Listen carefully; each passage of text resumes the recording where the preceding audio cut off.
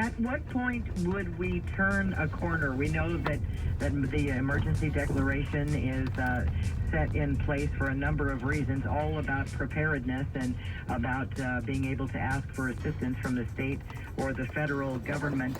But at what point, how many patients with coronavirus here? These are some of the most important things that all of us can do. Dr. Mace talked about the fact that the shelter-in-place order is going to be extended until the first couple of days of May. I don't think we've gone to that point, and I still, people should remain calm, and So here I am going for a walk, and these are some really well-made men's shoes. They look like Italian shoes that are underneath this redwood tree. Either somebody forgot their shoes or this belongs to a homeless person, they forgot it, or maybe somebody left them there for a homeless. Keep in mind, we have people in our community right now that don't even have a home. They can't hide in their home during this situation. Hi everybody. Thank you for stopping by the Wildlotusgirl channel. I'd like to invite you to subscribe to my channel. You can help me build my channel by liking and watching my videos and commenting.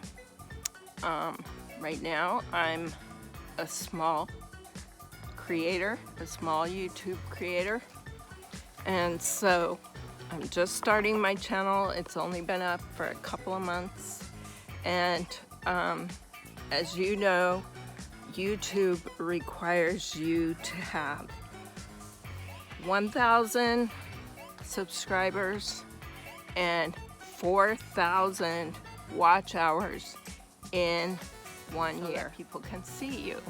And so the main way for that to happen is for either you hit something that's viral, which everybody dreams of, but when you're small, you have to get over that hump.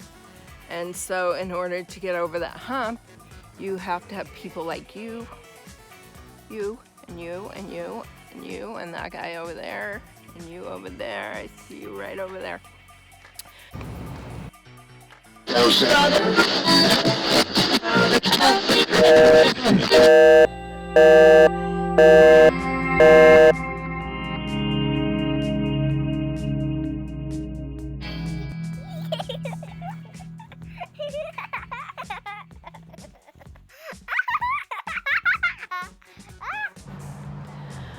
So here we are in day whatever of the coronavirus. If you're anything like me, you've kind of lost track of what day it is. I was thinking it was a weekend when it was Monday, so that tells you how it is. I've been working from home, fortunately. I was able to get set up to work from home.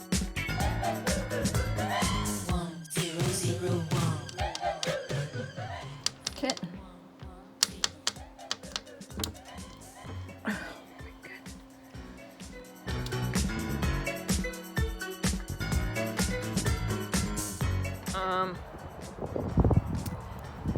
So what happens at home is crazy stuff, you know, like I was in the bathroom today and in came a business call. I was actually taking a bath. So guess what? I took that business call in the bathtub.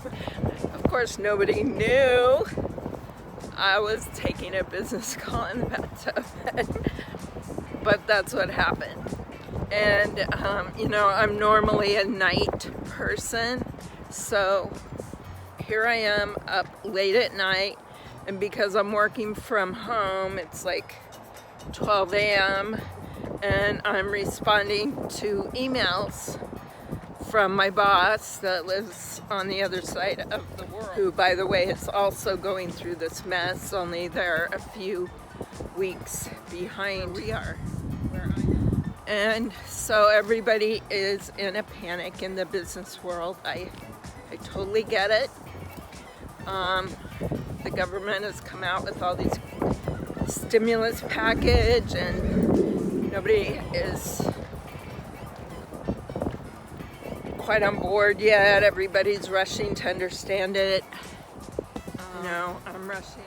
But people are panicking. People are getting laid off left and right. It'll keep money flowing into the economy.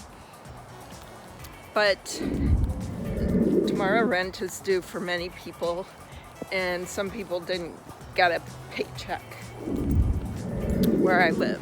They were laid off. And so this is like getting real for a lot of people. And I'm so grateful that I'm not laid off. And I understand that it's a lot of insanity right now. There's a lot of craziness. There's a lot of chaos. There's a lot of inconvenience. There's a lot of, you know, angry people who don't care if they infect people who don't honor social distancing, people who knows what they're doing, who knows what type of people they are. You know, there's a lot of chaos, and it's incumbent upon you and I to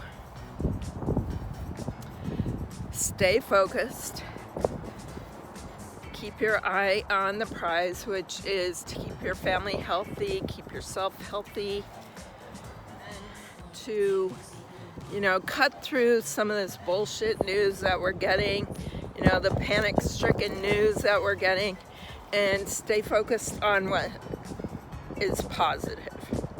We must remember that we are in a pandemic. Let me repeat that. We are in a pandemic. So life is not going to be the same.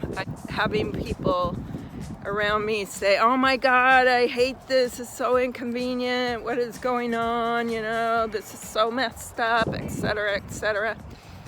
And, you know, the fact is, it is what it is. We can't change what is happening right now. Maybe we can do things to prevent this kind of mess in the future, but right now we can't change what we're in for.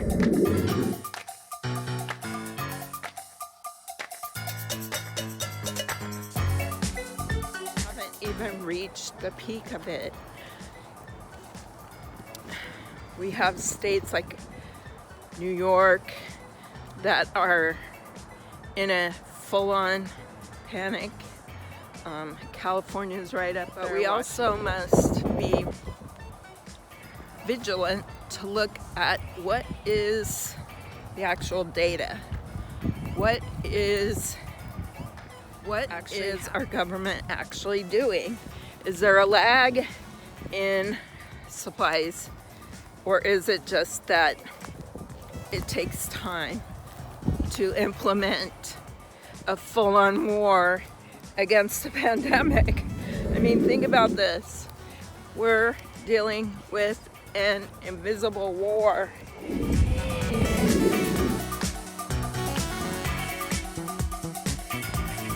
An invisible war that we didn't create.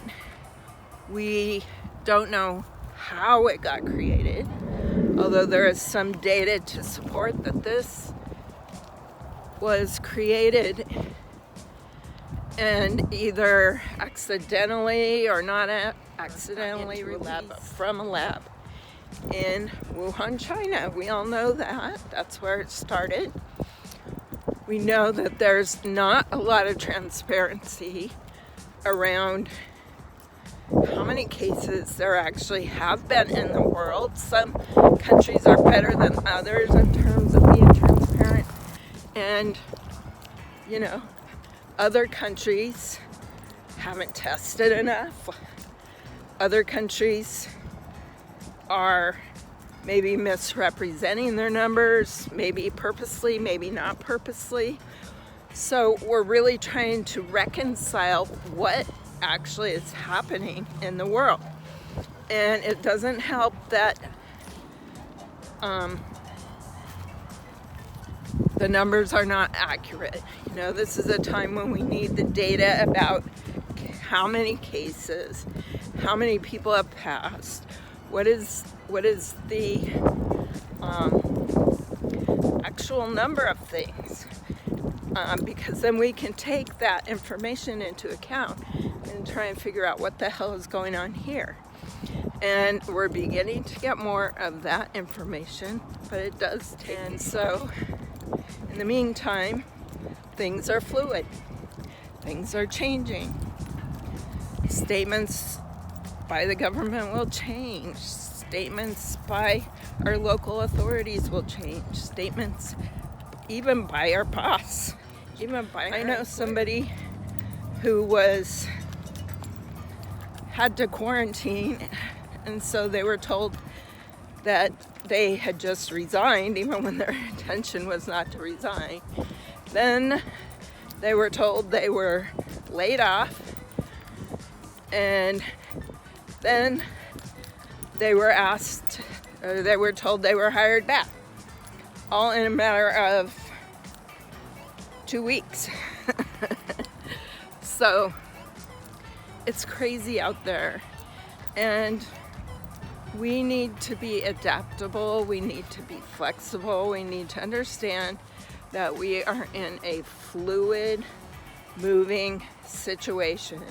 And I know many of us like to look at the facts and be literal and take things, you know, exactly as they're said, but when you're in a moving situation, as we are, things are evolving. The exponential rate of infection affects how quickly it comes on, and it also affects how significant the peak of the curve is. And this is something that is critically important. When it's first starting out in an exponential situation, it doesn't seem that serious.